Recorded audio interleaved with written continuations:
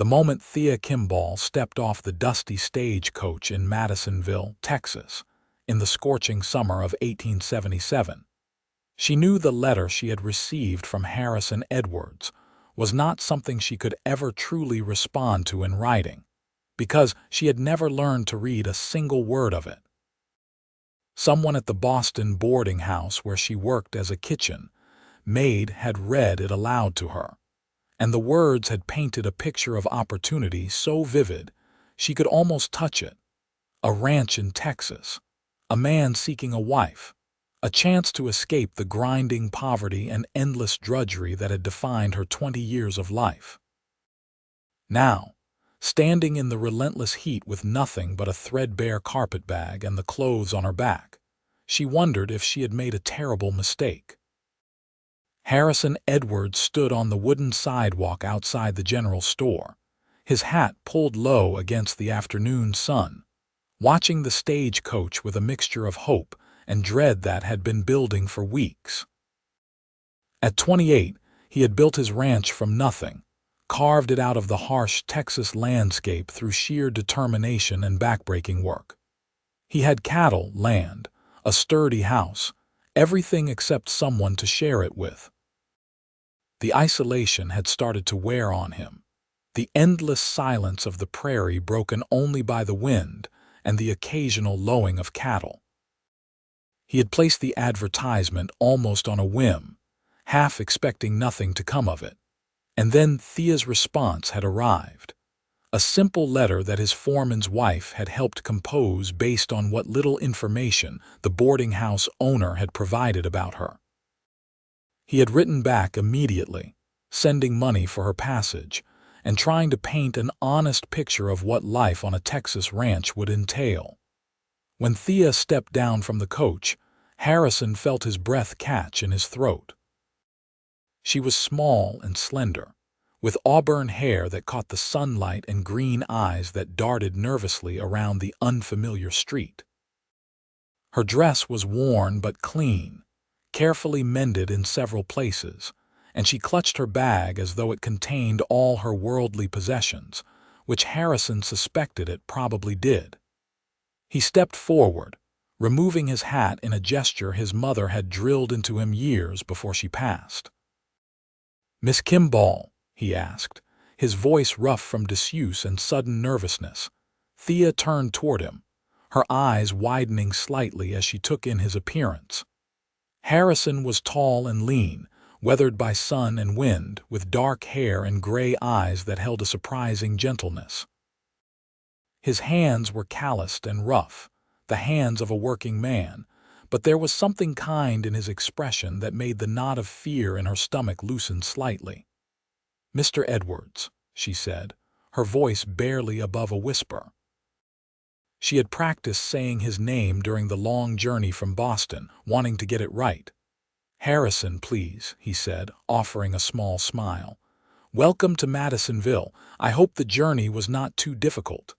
"It was long," Thea admitted, "but I am here now." He gestured toward a wagon hitched nearby, a sturdy vehicle with 2 horses waiting patiently in the shade. "The ranch is about an hour's ride from here. I thought we might stop at the hotel first if you would like to freshen up, or perhaps get something to eat." "The stagecoach food is never very good." Thea nodded gratefully. "Something to eat would be wonderful, thank you." They walked to the small hotel restaurant, and Harrison was acutely aware of the curious stares from the townspeople. Madisonville was not large, and the arrival of a mail-order bride was the kind of news that spread quickly through the dusty streets. He had already endured several days of teasing from the men at the general store and knowing looks from the married women who seemed to think they were experts on matters of the heart. Over a simple meal of stew and bread, they made awkward conversation, 2 strangers trying to find common ground.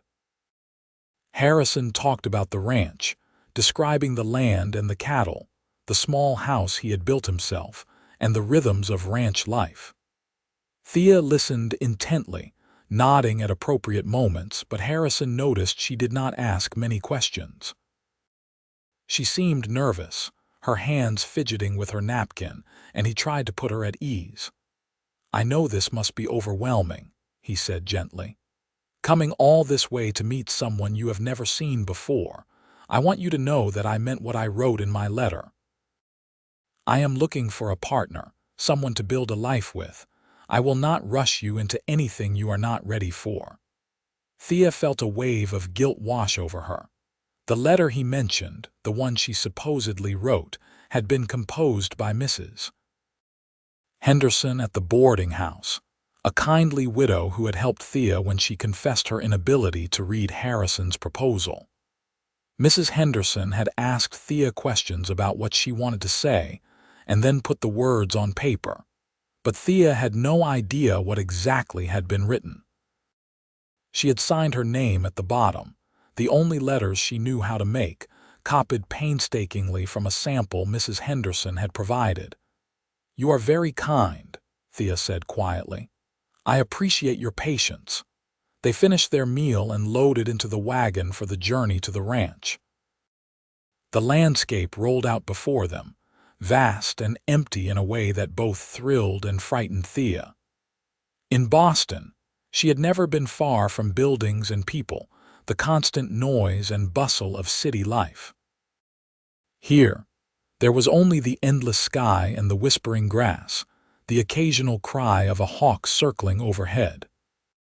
Harrison pointed out landmarks as they traveled, a creek that ran through his property, a distinctive rock formation that marked the boundary of his land, a stand of trees where he sometimes saw wild turkeys. The ranch house came into view as the sun began to sink toward the horizon, painting the sky in shades of orange and pink. It was a simple structure, built of wood with a wide porch across the front, but it looked solid and welcoming. Nearby stood a barn and several smaller outbuildings, and in the distance, Thea could see cattle grazing peacefully. "It is not much," Harrison said, suddenly self-conscious, "but it is home." "It is wonderful," Thea said, and she meant it. Compared to the cramped boarding house where she had shared a tiny room with 3 other women, this looked like a palace. Harrison helped her down from the wagon, his hands strong and steady as they circled her waist. For a moment, they stood close enough that Thea could smell the scent of leather and soap, see the small scar above his left eyebrow. Then he stepped back, clearing his throat. "Let me show you inside," he said. The house was neat and orderly, though clearly the home of a bachelor. There were 2 bedrooms, a main living area with a fireplace, and a kitchen that was better equipped than Thea had expected. Harrison had obviously made an effort to clean before her arrival, and there were fresh wildflowers in a jar on the table, a gesture that touched her more than she could express. "I thought you could take the larger bedroom," Harrison said, setting her bag down. "I will sleep in the smaller one until we decide what we want to do." Thea turned to face him, knowing she could not continue the deception any longer. Her heart pounded in her chest as she gathered her courage. "Harrison, there is something I need to tell you," she said, her voice trembling slightly. "Something I should have told you before, but I was too ashamed." He looked at her with concern. "What is it?" "I cannot read," she said in a rush, the words tumbling out. "The letter you received, I did not write it. A woman at the boarding house wrote it for me. I do not know what it said. I do not know what promises were made. I am sorry for deceiving you." Harrison stood silent for a long moment, absorbing this information. Thea braced herself for anger or disappointment, perhaps even for him to send her back to Boston immediately. Instead, he walked to the window and looked out at the darkening prairie. "Can you write it all?" he asked finally. "Only my name," Thea admitted. "And even that is just copying the letters. I do not truly understand them." "Why did you never learn?" Harrison asked, turning back to face her. There was no judgment in his voice, only curiosity. "I grew up in an orphanage," Thea explained. "There were too many children and not enough teachers." The ones who seemed most promising got lessons, but I was always small and sickly as a child. They put me to work in the kitchens instead. When I was old enough, they sent me to work at the boarding house. There was never time or opportunity to learn. Harrison walked over to a shelf and pulled down a worn book. My mother taught me to read when I was young. She said it was one of the most important gifts she could give me. Before she died, she made me promise I would never stop reading, never stop learning. He held the book out to Thea, who looked at it as though it were a foreign object. "I could teach you," Harrison said quietly. "If you would like to learn, I could teach you to read and write." Thea felt tears prick at the corners of her eyes. "You would do that, even though I lied to you." "You did not lie," Harrison said. "You found a way to respond when you could not do it yourself. That takes courage. And you told me the truth now when you could have continued to hide it. That takes even more courage." He set the book down on the table. "I meant what I said earlier. I am looking for a partner, someone intelligent and brave enough to build a life in this wild country. I think you might be that person, Thea Kimball, but we need to get to know each other first. What better way than through teaching you to read? We can spend time together every day, and you will gain a skill that will serve you all your life." Thea wiped at her eyes with the back of her hand. "I would like that very much." That night, Thea lay in the large bedroom, listening to the unfamiliar sounds of the prairie through the open window. She had expected to feel afraid or regretful, but instead, she felt a strange sense of hope. Harrison Edwards was not what she had expected. He was kind and patient, and the offer to teach her to read felt like an unexpected gift, a door opening to a world she had never dared to imagine.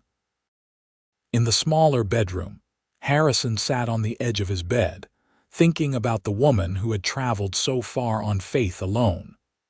Her confession had surprised him, but it had also revealed a strength of character that intrigued him.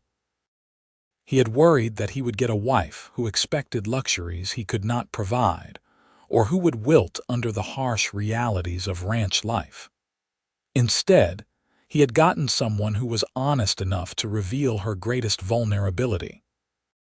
He found himself looking forward to the morning, to beginning her lessons, to discovering who Thea Kimball truly was beneath her nervousness and uncertainty. They began the next morning after breakfast. Harrison cleared the table and brought out a slate and some chalk, tools he had used years ago when his mother had taught him. He started with the alphabet, carefully drawing each letter and explaining its sound. "We will begin simply," he said.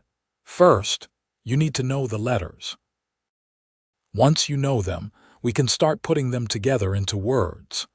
Thea watched as he drew the letter A, studying the shape intently. When he handed her the chalk, her hand trembled slightly as she tried to copy it. The letter came out crooked and uneven, and she frowned. "Do not worry about making it perfect," Harrison said. "Just focus on remembering the shape and the sound." They worked through several letters before Thea's hand began to cramp. Harrison called for a break, and they walked outside together. He showed her around the ranch properly, introducing her to the horses in the barn and explaining his plans for expanding the cattle herd. Thea asked questions about the animals and the land, and Harrison found himself enjoying her curiosity, the way she looked at everything with fresh eyes. Over the following days, they established a routine. Harrison would rise early to tend to the morning chores, and Thea would prepare breakfast. After they ate, they would sit at the table for an hour or two, working through letters and sounds. Thea proved to be a dedicated student, practicing even when Harrison was outside working. She would copy letters over and over on the slate, whispering their sounds to herself until they became familiar. As the days turned into weeks, Harrison began to see progress. Thea learned to recognize all the letters, both in their large and small forms. They moved on to simple words, and the first time Thea successfully read the word cat without his help, her face lit up with such joy that Harrison felt his heart constrict in his chest. "I did it," she said, looking up at him with shining eyes. "I read the word." "You did," Harrison confirmed, unable to keep the pride from his voice. "You are doing wonderfully." Their lessons became the favorite part of his day. Harrison found himself thinking about what to teach her next as he worked, planning lessons in his head while he mended fences or checked on the cattle. He started to notice other things too. The way Thea hummed while she cooked, the careful way she tended the small garden she had started near the house, the sound of her laugh when one of the barn cats did something amusing. Thea was changing too, growing more confident as her skills developed. She began to venture further from the house, exploring the land around the ranch. She learned to collect eggs from the chickens Harrison kept, to churn butter, to do the 1,000 small tasks that made up daily life.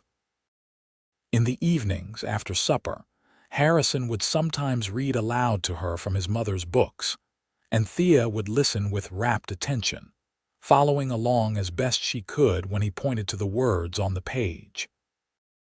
One evening, about 2 months after her arrival, Harrison was reading from a collection of poetry when he noticed Thea was not just listening but actually reading some of the simpler words along with him. He paused, looking at her in surprise. "You are reading," he said. Thea flushed. "Only the small words. The big ones are still too difficult." "But you are reading," Harrison repeated, setting the book down. "Thea, do you understand what this means? In just 2 months, you have gone from not knowing your letters to being able to read simple words. That is remarkable." She ducked her head, pleased by his praise. "I have a good teacher." "You are a good student," Harrison countered. He reached across the table and took her hand, a gesture that had become natural between them over the weeks of sitting side by side during lessons. "I am proud of you." Thea looked down at their joined hands, feeling her heart beat faster. Over the past weeks, her feelings for Harrison had deepened in ways she had not anticipated. He was patient and kind, treating her with a respect she had never experienced before. He listened when she spoke, valued her opinions, and seemed genuinely interested in her thoughts and dreams. She had come to Texas expecting to fulfill a duty, to trade marriage for security, but what she had found instead was something far more precious. Harrison felt it too, the shift in the air between them. What had started as an arrangement, a practical solution to loneliness, had become something real and profound. He loved the way Thea's face lit up when she learned something new, the determination she showed when facing a difficult word, the gentle way she moved through his house, turning it into a home. He loved her laugh, her kindness to the animals, the way she looked at the sunrise as though seeing it for the first time. "Thea," he said softly, still holding her hand, "these past weeks have been the happiest of my life." She looked up at him, her green eyes wide. "Mine too," she whispered. "I know we agreed to take time, to get to know each other," Harrison continued. "But I find myself hoping that you might consider making this arrangement permanent, not because of duty or necessity, but because I have come to care for you deeply." "I care for you too," Thea said, her voice trembling with emotion. "I did not expect to find this when I came here. I thought I would be alone in my heart, even if I was married, but you have given me so much more than I dreamed possible." Harrison stood and walked around the table, drawing Thea to her feet. They stood facing each other, and he gently cupped her face in his calloused hands. "May I kiss you?" he asked. Thea nodded, and when his lips met hers, it felt like coming home. The kiss was gentle and sweet, full of all the emotions they had been building between them over the long hours of lessons and shared meals, of quiet conversations and growing understanding. When they pulled apart, both were smiling. "We should go into town tomorrow," Harrison said. Talk to the preacher about getting married properly." Thea nodded, happiness flooding through her. "I would like that." They traveled to Madisonville the next morning, and the town seemed less intimidating to Thea now than it had on that first day. Harrison held her hand as they walked to the small church, and the preacher, a jovial man named Reverend Thomas, was delighted to arrange a wedding for the following Saturday. Word spread quickly through the town, and several of the local women approached Thea, offering to help her prepare.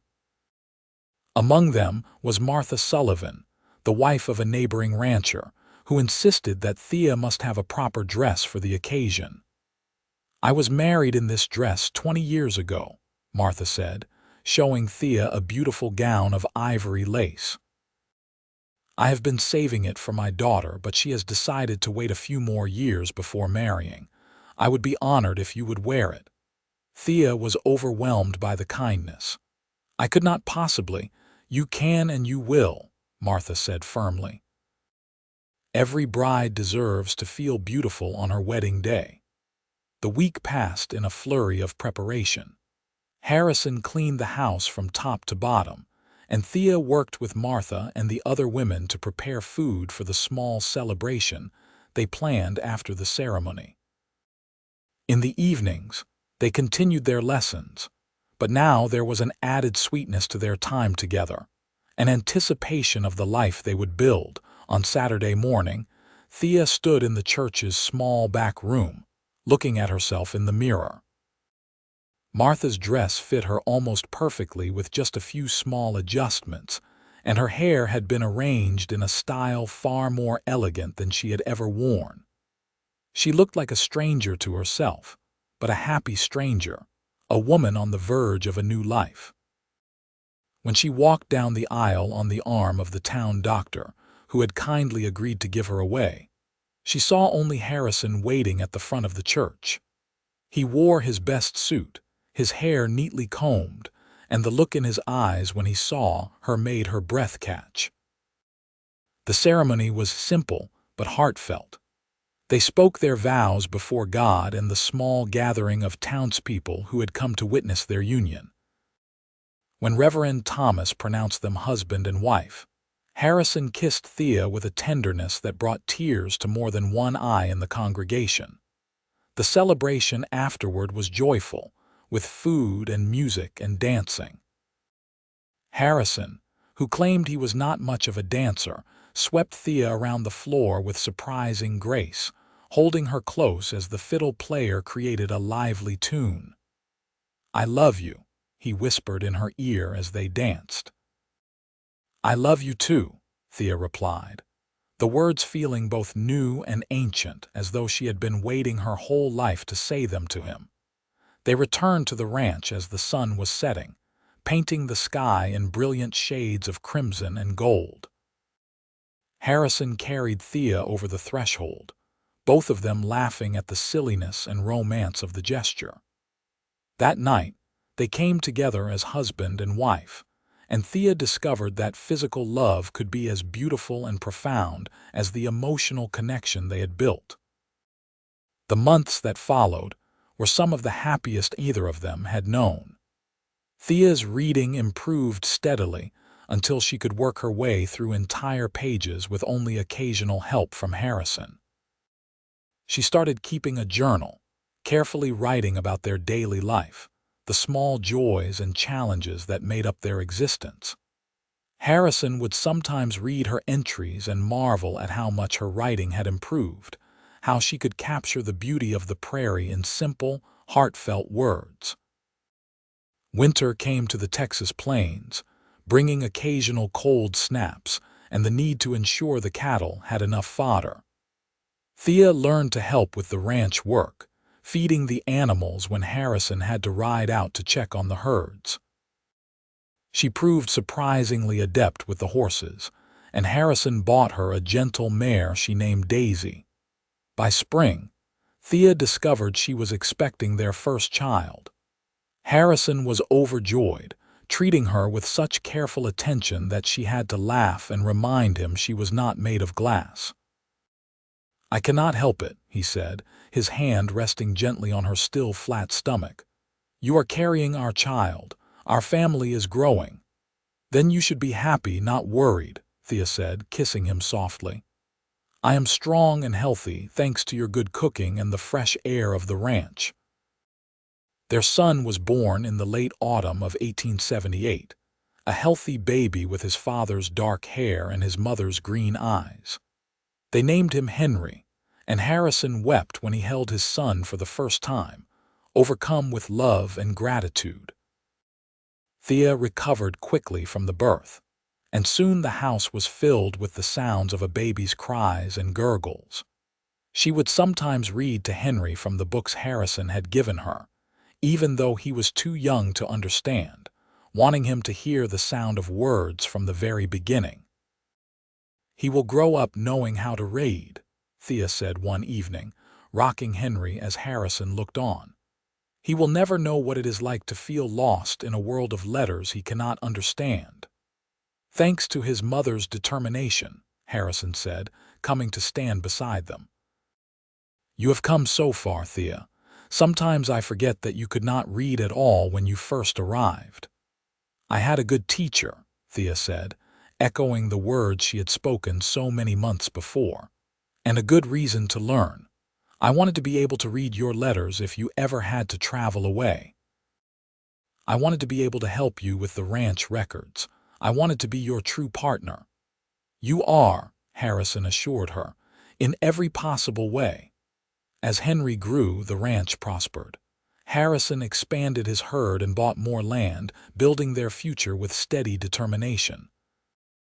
Thea managed the household and helped with the bookkeeping, her careful figures marching across the pages of the ledger in neat rows.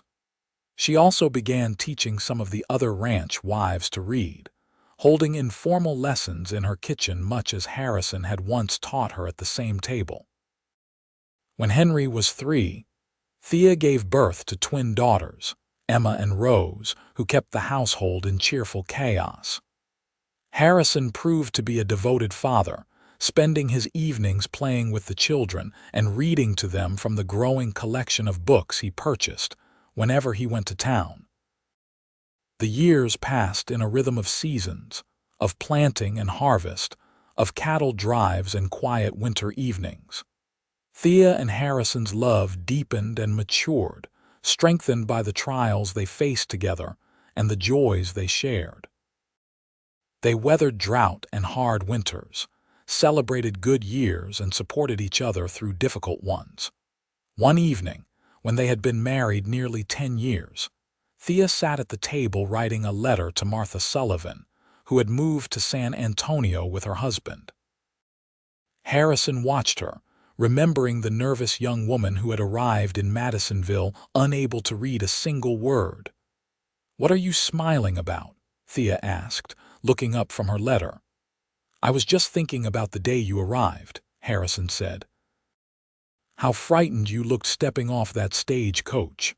"I was terrified," Thea admitted. "I thought I had made a terrible mistake." "And now," Thea set down her pen and crossed to where Harrison sat. She settled onto his lap, wrapping her arms around his neck in a gesture made familiar by years of marriage. "Now I know it was the best decision I ever made," she said. "You gave me so much more than letters and words, Harrison. You gave me a home, a family, a life filled with love. You saw past my ignorance and found something worth teaching, worth loving." Harrison held her close, breathing in the familiar scent of her hair. "You gave me just as much," he said. "Before you came, I had a house but not a home. I had land and cattle but no real purpose. You showed me what it means to build a life with someone, to share everything, good and bad." They sat together in the peaceful quiet, listening to the sounds of their children sleeping in the next room, the gentle whisper of the wind across the prairie. Through the window, they could see the vast expanse of stars scattered across the Texas sky, the same stars that had witnessed their first meeting, their first kiss, their wedding vows. "Read to me," Thea asked, a request that had become their evening ritual when the children were asleep. Harrison reached for the book on the side table, a new novel they had been working through together. But before he could open it, Thea took it from his hands. "Actually," she said, "let me read to you tonight." She opened the book and began to read, her voice clear and confident, stumbling only occasionally over an unfamiliar word. Harrison listened with his eyes closed, marveling once again at her transformation, at the journey they had taken together from strangers to partners to lovers to parents. When she finished the chapter, Thea closed the book and set it aside. "How was that?" she asked. "Perfect," Harrison said, pulling her close for a kiss. "Absolutely perfect." In the years that followed, their family continued to grow and thrive. Henry grew into a tall, strong young man who loved the ranch as much as his father did. The twins were as different as could be, Emma quiet and studious, Rose wild and adventurous, but both adored by their parents.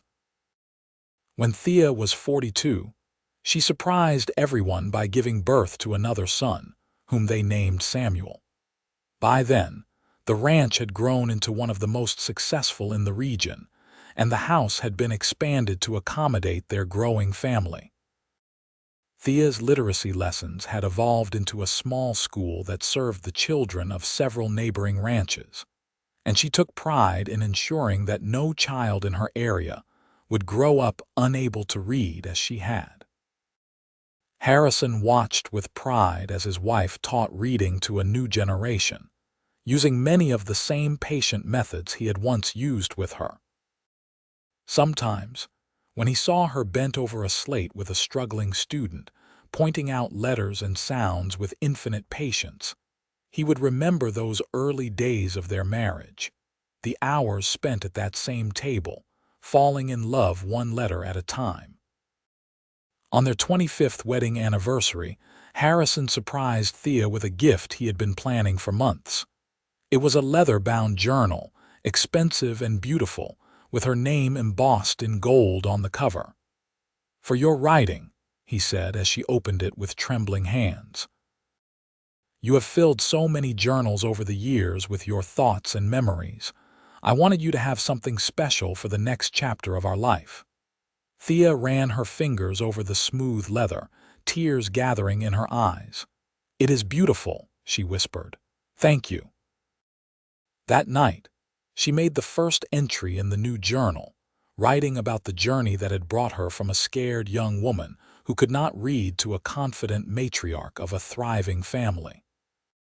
She wrote about the man who had seen past her limitations to the person she could become, who had taught her not just letters but love, not just words but worth. Harrison read the entry the next morning, as he often did, and found his own eyes growing damp. "You write about me too kindly," he said. "I write the truth," Thea replied. "You changed my life, Harrison Edwards. You gave me everything." "We gave each other everything," Harrison corrected, pulling her into his arms. "That is what love is supposed to be." As they stood together in the morning light streaming through the kitchen window, surrounded by the evidence of the life they had built together, both of them understood the profound truth of those words. Their love had been built on a foundation of patience and teaching, of learning and growing together, and it had created something beautiful and enduring. Years later, when their children were grown and starting families of their own, Thea and Harrison would sit on their porch in the evening, watching the sunset paint the Texas sky in brilliant colors. They would hold hands and talk about their life together, about the journey from that first awkward meeting in Madisonville to this peaceful old age. "You ever regret it?" Harrison asked one evening. "Leaving Boston, coming all this way to marry a stranger?" Thea laughed, the sound still as bright and clear as it had been when she was young. "Not for a single moment," she said. "You taught me to read, but more than that, you taught me what it means to be truly loved. That is a lesson worth more than all the books in the world." Henry took over the ranch when Harrison and Thea grew too old to manage it themselves, and he ran it with the same dedication his father had shown. Emma became a teacher in town, inspired by her mother's passion for education. Rose married a Texas Ranger and had adventures that kept the family entertained with her letters. Samuel became a lawyer, using the love of reading his mother had instilled in him to help people throughout the state. Through it all, Thea continued to write in her journals, documenting the growth of their family and the changes that came to Texas as the wild frontier slowly gave way to civilization. She wrote about her grandchildren, and eventually her great-grandchildren, about the cycles of life on the ranch, about the enduring love she shared with Harrison. On a warm spring evening in 1920, Thea sat on the porch with Harrison, both of them in their 80s now, their hands still linked as they had been for more than 40 years. The ranch stretched out before them, green and prosperous, dotted with cattle and bordered by fields where Henry's sons worked the land. "We have had a good life," Harrison said softly. "The best life," Thea agreed. "I could never have imagined this when I stepped off that stagecoach, so frightened and alone." "You were never alone," Harrison said. "Even then, you just did not know it yet." They sat in comfortable silence as the sun sank toward the horizon, painting the sky in shades of orange and pink that reminded Thea of that first evening, when Harrison had brought her home to the ranch. So much had changed since then, but the essential truth of their love remained constant, a steady flame that had never wavered. "Harrison," Thea said quietly, "thank you for teaching me to read." He smiled, bringing her hand to his lips for a gentle kiss. "Thea, my love, thank you for teaching me what it means to truly live." As darkness fell over the Texas prairie, the two of them remained on the porch, holding hands and watching the stars emerge one by one in the vast sky above. They had built a legacy together, not just in the ranch and the children and grandchildren who bore their names, but in the love they had nurtured from the first simple lesson at a kitchen table. It was a love that had grown from letters to words to sentences to a complete and beautiful story, one that would be remembered and cherished by generations to come. Their great-grandchildren would sometimes ask to hear the story of how they met, and Thea would tell them about the day she arrived in Texas, unable to read, and how their great-grandfather had patiently taught her letters and so much more. The children would listen with wide eyes, unable to imagine a world where their great-grandmother, who seemed to know everything, had once not known how to read. "But did he know he loved you right away?" one of the little girls asked once. Thea smiled, glancing at Harrison. "I think we fell in love slowly, one lesson at a time. Each letter we learned together was like a step closer to each other. By the time I could read my first complete sentence, I knew I wanted to spend my whole life with him." "And I knew," Harrison added, "that teaching her to read was teaching myself to love. Every moment we spent together made my heart fuller, until it overflowed with love for this brave woman who had traveled so far on faith alone." The children would sigh with satisfaction at this romantic tale, and Thea and Harrison would share a secret smile, remembering the truth of those early days, the nervousness and uncertainty that had slowly transformed into confidence and deep, abiding love.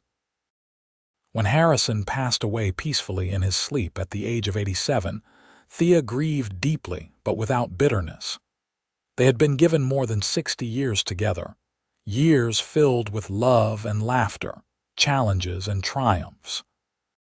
She continued to live on the ranch, surrounded by her children and grandchildren, and every evening she would write in her journal, documenting her memories and her gratitude for the life she had been given. One day, as she was sorting through some old books, she found the slate and chalk that Harrison had used for her first lessons. She held them in her hands, feeling the weight of memory, and tears streamed down her cheeks as she remembered the patience in his voice, the kindness in his eyes, the gentle way he had guided her hand as she formed her first letters. "Thank you, my love," she whispered to the empty room. "For everything." Thea lived to see her 92nd birthday, surrounded by a family that had grown to include dozens of children and grandchildren and great-grandchildren. On the evening of her birthday, after all the celebrating was done, she sat on the porch one last time, looking out at the land she had called home for more than 70 years. She thought about the frightened young woman who had stepped off the stagecoach in Madisonville so long ago, unable to read, unsure of her future. That woman had found more than she ever dreamed possible, had built a life of meaning and purpose, had loved and been loved in return. As the sun set in a blaze of glory across the Texas sky, Thea Edwards closed her eyes and thought of Harrison, waiting for her somewhere beyond this world.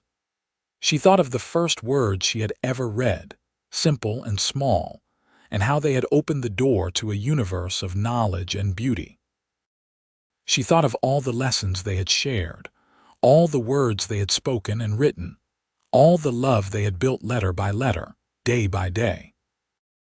And she smiled, knowing that their story, written across the years in moments of patience and love, would endure as long as there were children to hear it, grandchildren to remember it, great-grandchildren to carry it forward into the future.